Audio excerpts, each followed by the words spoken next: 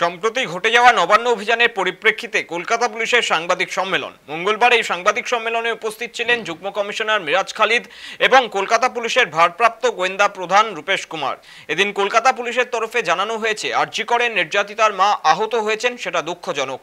তবে ওই দিনের আন্দোলনের যাবতীয় ফুটেজ অ্যানালিসিস করার পরও নির্যাতিতার মাকে মারধরের কোনো ফুটেজ পুলিশের নজরে আসেনি। পাশাপাশি নির্যাতিতার মাকে মারধরের কোনো প্রমাণ বা ভিডিও থাকলে তা পুলিশের হাতে তুলে দেওয়ার অনুরোধও জানানো হয়েছে।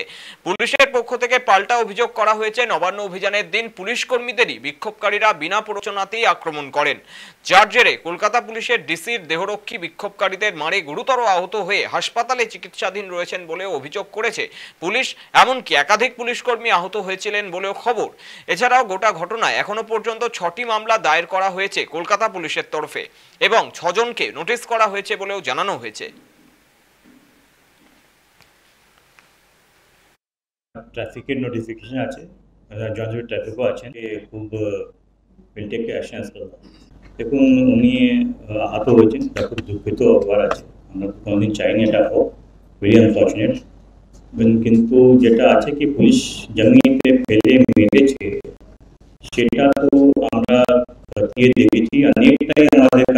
আমাদের ট্রাফিক ক্যামেরা আছে, সবটা অনেকটাই আমরা খতিয়ে দেখেছি, ভেরিফাই করে দেখুন। দেখা যাচ্ছে না কি যেখানে ওনাকে দেখা যায় কি পুলিশ জমিতে ফেলে হচ্ছে, এখন কিছু পাইনি সেটা। তো আমরা দেখছি, আরো দেখছি, কিন্তু আমি বলবো কি ওখানে তো অনেক মিডিয়া আপনারাও ছিলেন, অনেক লোক ছিল।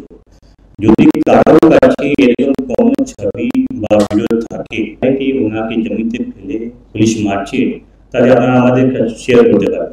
ওটাতে কিছু লোক এফআইআর নেমড আছেন আর কিছু লোককে আমরা ভিডিও ফুটেজ দেখে আইডেন্টিফাই করেছি, আর সবার এগেইনস্টে যে অ্যাজ পার ল অ্যাকশন আছে ওটা ইনিশিয়েট করা হয়েছে। এখন অবধি আমাকে নোটিশ সার্ভ করা হয়েছে।